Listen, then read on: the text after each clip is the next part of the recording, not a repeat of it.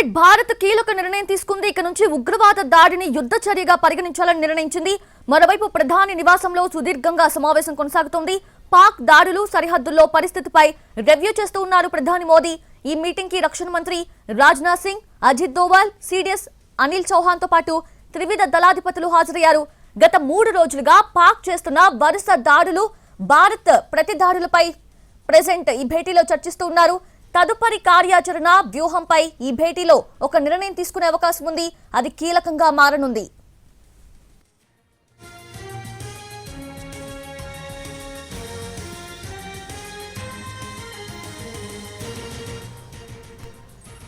Right, అది ఇక నుంచి ఉగ్రవాద దాడిని యుద్ధ చర్యగా పరిగణించాలంటూ కూడా నిర్ణయించడం జరిగింది. ప్రధాని నివాసంలో సుదీర్ఘ సమావేశం అయితే కొనసాగుతోంది. పూర్తి అప్డేట్స్ తెలుసుకుందాము. మా ప్రతినిధి ప్రసాద్ సిద్ధంగా ఉన్నారు. ప్రసాద్, ఇప్పటి వరకు మనం చూసాము దాడులకు ప్రతి దాడులు ఏ స్థాయిలో భారత్ తిప్పికొట్టిందని. సో ఇక మీదట ఇదొక ఉగ్రవాద దాడిని యుద్ధ చర్యగా పరిగణించాలంటూ కూడా నిర్ణయించింది. సో ఫర్దర్ మోర్ ఎలా ఉండబోతోంది? ఇంకా పాక్కు చాలా స్పష్టమైనటువంటి సందేశాన్ని భారత్ ఇచ్చింది. మరింత కఠినంగా వ్యవహరించాలని చెప్పి తీసుకుంది నిర్ణయం. ప్రధానంగా పాకిస్తాన్ ప్రేరేపిత ఉగ్రవాద సంస్థలకు ఇరుగు పొరుగు దేశాలే కాకుండా ప్రపంచవ్యాప్తంగా తీవ్రవాదాన్ని ఎక్స్పోర్ట్ చేస్తున్న అంశం ఐరోపా దేశాలతో సహా అన్ని దేశాలు కూడా అంగీకరిస్తున్నాయి. ఈ నేపథ్యంలో భారత్ ఏమాత్రం కూడా, పొరుగు దేశంగా ఉన్నటువంటి భారత్ ఏమాత్రం ఉపేక్షించేది లేదు. పాకిస్తాన్ భూభాగంలో చొరబడి విధ్వంసకారులను మట్టు పెడతామన్న అంశాన్ని చాలా స్పష్టంగా ఈ రోజు నిర్ణయం తీసుకున్నారు. ఆ మేరకు పాకిస్తాన్ ఇప్పటికీ కూడా తన యొక్క తప్పును తెలుసుకొని సర్దుకోకపోతే ఖచ్చితంగా మరింత మూల్యం చెల్లించుకునే అవకాశం ఉంటుందన్న అంశం కూడా ఈ సమావేశంలో చర్చ జరిగింది. ఎట్టి పరిస్థితుల్లో ఉపేక్షించేది లేదు. భారత్ రక్షణ బలగాలు, త్రివిధ దళాలు కూడా చాలా సంయమనంతో ఇప్పటి వరకు కూడా జనావాసాలపై ఎలాంటి దాడులు చేయకుండా ఉంది. ఇదే తరహాలో యుద్ధం కొనసాగించాలి.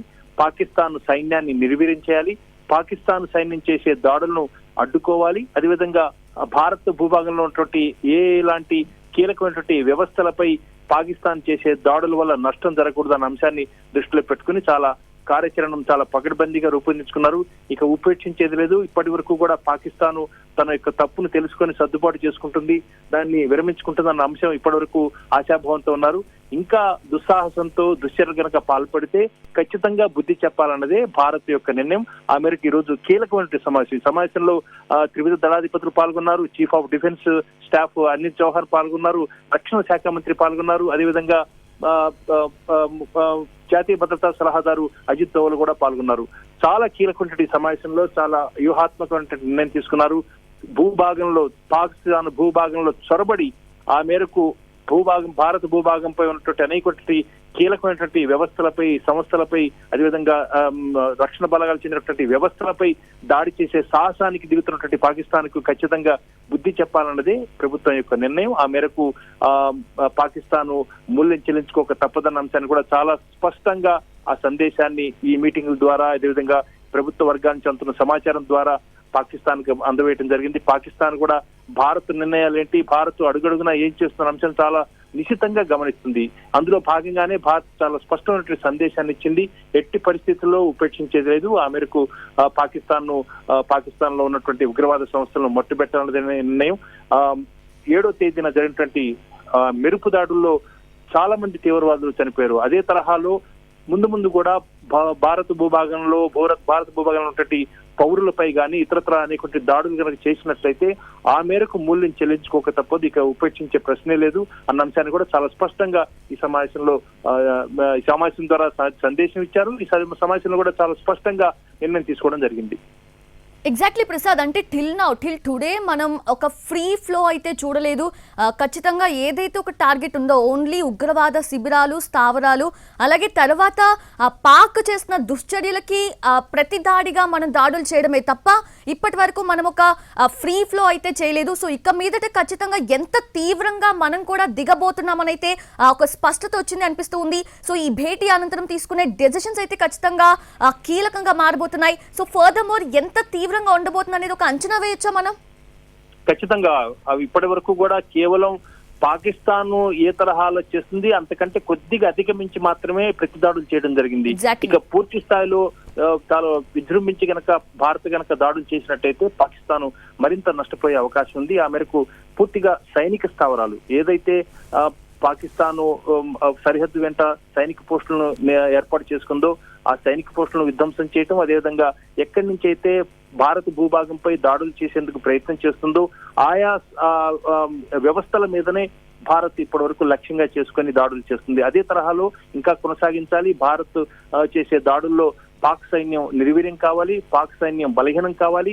బలహీన పడిన తర్వాత కూడా ఇంకా దుస్సాహసానికి పాల్పడితే మరింత బుల్లిని చెల్లించుకోవాలి. ఇది భారత్ యొక్క ఆలోచన. భారత్ చాలా స్పష్టంగా రక్షణ బలగాలకు పూర్తి స్వేచ్ఛనిచ్చింది. ఆయా పరిస్థితులకు అనుగుణంగా అక్కడికక్కడే నిర్ణయం తీసుకొని పాకిస్తాన్ చేసే దాడులను తిప్పికొట్టాలి, పాకిస్తాన్ సైన్య వ్యవస్థను నిర్వీర్యం చేయాలి. ఇది ప్రాథమికంగా తీసుకున్నటువంటి నిర్ణయం.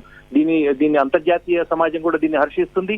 పాకిస్తాన్ ప్రజల్లో కూడా నష్టం జరగకపోతే పాకిస్తాన్ ప్రజలు కూడా అక్కడ ఉగ్రవాద చర్యలకు ప్రోత్సహిస్తున్నటువంటి ప్రభుత్వంపై, అధికారులపై, అధికార యంత్రాంగంపై పూర్తి స్థాయిలో వ్యతిరేకత వచ్చే అవకాశం ఉంది. ఇది భారత ప్రభుత్వం యొక్క ఆలోచన. ఆ తరహాలోనే ప్రాణాలకు నష్టం కలగకుండా సైన్యాన్ని బలహీనపరచాలన్నదే ఏకైక లక్ష్యంతో భారత్ రక్షణ బలగాలు చాలా సంయుక్తంగా, చాలా వ్యూహాత్మకంగా ఇటు అరేబియా సముద్రం నుంచి, అదేవిధంగా ఇటు సరిహద్దుల గుండా, అదేవిధంగా గగనతల నుంచి వైమానిక దళం చేసే దాడుల ద్వారా పాకిస్తాన్ ని కట్టడి చేయాలి, పాకిస్తాన్ ని నిర్వీర్యం చేయాలి. ఇదే భారత్ ముందున్నటువంటి లక్ష్యం. ఆ లక్ష్యం మేరకు మరింత దూకుడుగా పాకిస్తాన్ చేసే ప్రతి దాడికి కూడా మరింత ధీటైన రీతిలో జవాబు చెప్పాలన్నది భారత్ యొక్క ఉద్దేశం. ఆ మేరకు నిర్ణయం తీసుకున్నారు. ఈ రోజు చాలా స్పష్టంగా ఈ సందేశాన్ని పాకిస్తాన్ కూడా పంపించినట్టుగా ఈ సమావేశం ద్వారా తెలియజేసే అవకాశం ఉంది. అండ్ ప్రసాద్, ఐ థింక్ అంటే ఇప్పటి వరకు కూడా మనం ప్రీవియస్ ప్రతిరోజు దాడులు చూస్తే ఫస్ట్ స్టెప్ వాళ్ళ సైడ్ నుంచి ఉంది, పాకిస్తాన్ నుంచి. So as you said a little more that ఒక నార్మల్ కంటే ఒక లిటిల్ మోర్ యాక్షన్ మాత్రం మన సైడ్ నుంచి ఉంది. సో ఇక మీదట ఈ రోజు నుంచి చూస్తే ఫస్ట్ మూవ్ మన సైడ్ నుంచి ఉంటుంది, ఫస్ట్ స్టెప్ మన సైడ్ నుంచి ఉంటుంది అనుకోవచ్చా? అసలు వాళ్ళకి ప్రతి దాడి చేసే అవకాశమే లేనంత మూవ్ ఉంటుంది అనుకోవచ్చా? లేదు. భారతదేశం యొక్క వేల సంవత్సరాల తరబడిగా భారతదేశం యొక్క మానసిక స్థితి ఎప్పుడు కూడా ఎఫెన్సివ్ గా ఉండదు. ఎప్పుడు కూడా తానంతట తానుగా దాడి చేసే అవకాశం చరిత్రలో లేదు. మన భారతదేశం యొక్క ఆలోచన తీరులో కూడా లేదు. కేవలం మన దృక్పథం అంతా కూడా ఎవరైనా దాడి చేస్తే దానికి సంబంధించి పరిష్కారం చేసేందుకు ఇతరుల సహాయం కోరటం, మధ్యవర్తులుగా వారిని తెచ్చుకొని వారితో సంప్రదింపులు జరిపి చర్చల ద్వారా ప్రజాస్వామిక పద్ధతుల్లో పరిష్కరించుకోవాలన్నది ఒకటి కాగా, మరింతగా దాన్ని పరిష్కరించాలనే పరిస్థితే వచ్చినట్టే తానంతట తాను కూడా ఏమీ లేకుండా ఎప్పుడైతే దాడి చేస్తుందో దానికి ప్రతిదాడులు చేయాలన్నదే భారతదేశం యొక్క దృక్పథం.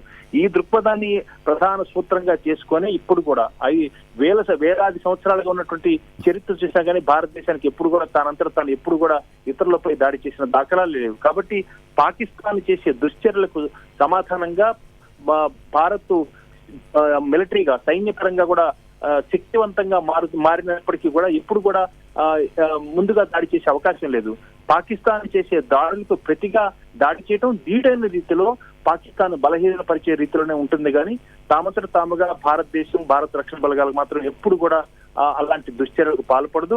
అంతర్జాతీయ సమాజంలో భారతదేశానికి ఉన్నటువంటి గౌరవం, భారతదేశానికి ఉన్నటువంటి పేరు, భారతదేశానికి ఉన్నటువంటి ఒక అభిప్రాయం చాలా స్పష్టంగా ఉంది. కాబట్టి భారతదేశానికి అందుకనే అంతర్జాతీయంగా ఇంత మేరకు ఇప్పటి వరకు చాలా పెద్ద ఎత్తున మద్దతు లభించింది. కాబట్టి భారతదేశం యొక్క దృక్పథమే ఒక విజయానికి నాంది అన్న అంశం మనం ఇక్కడ ఆలోచించాల్సిన అవసరం ఉంది. కొంతమేరకు నష్టపోవచ్చు. అయితే పాకిస్తాన్ తన యొక్క శక్తి సామర్థ్యాలు తెలిసి కూడా మూర్ఖత్వంతో, మొండిగా, అదేవిధంగా చాలా దుస్సాహసాలకు దిగబడి దుశ్చర్యలకు పాల్పడుతుంది. ఇది కేవలం పాకిస్తాన్ నష్టపోయేందుకు అవకాశం ఉంది. ఆ మేరకు పాకిస్తాన్ ఇప్పటికీ కూడా గ్రహించకపోతే మరింత మూల్యం చెల్లించుకునే అవకాశం ఉంది. పాకిస్తాన్ ప్రజలపై మాత్రం ఎట్టి పరిస్థితుల్లో దాడులు చేయరాదని మాత్రం ప్రాథమికంగా ప్రధాని ఈ సమావేశంలో పలుసార్లు త్రివిధ దళాధిపతులకు కూడా చాలా స్పష్టంగా చెప్పినట్టుగా తెలుస్తుంది. ఆ మేరకు పాకిస్తాన్ పౌరులపై కానీ పాకిస్తాన్ జనావాసాలపై మాత్రం ఎట్టి పరిస్థితుల్లో పొరపాటు కూడా దాడి చేసే అవకాశం భారత్ ఇవ్వదు, ఆ మేరకు చేయదు కూడా. కాబట్టి కేవలం ఉన్నటువంటి పరిస్థితి పాకిస్తాన్ చేసే ప్రతి దాడికి కూడా ప్రతి దాడిని అడ్డుకోవటం, పాకిస్తాన్ కు నిస్పృహ కలిగించడం, పాకిస్తాన్ కు నిరాశ గురి చేయటం, పాకిస్తాన్ చేసే ప్రతి దాడిని కూడా అడ్డుకోవటం, పాకిస్తాన్ ఇంకా మూర్ఖంగా వెళ్లి దుస్సాహసానికి చేపడితే దానికి దీటైన రీతిలో కొద్దిపాటి అధిక మొత్తంలో దానికి జవాబు చెప్పేందుకు భారతదేశం సిద్ధంగా ఉంది. అయితే గతంలో ఉన్నటువంటి రాజకీయ పరిస్థితులు కానీ, అదేవిధంగా ఆలోచన తీర్లు కానీ మారిపోతున్నాయి. గతంలో ఉన్నటువంటి రాజకీయ పరిస్థితులు మారిపోతున్నాయి కాబట్టి పాకిస్తాన్ కూడా అదే తరహాలో ఆలోచించుకోకపోతే తగిన మూల్యం చెల్లించుకునే అవకాశం ఉందన్నది మాత్రం రక్షణ రంగ నిపుణులు ఉన్నటువంటి అంచనా. అదేవిధంగా భారత్ మాత్రం ఎట్టి పరిస్థితుల్లో ఉపేక్షించే అవకాశమే లేదు. Absolutely, Prasad. Yes. Thank you. Thanks for the updates.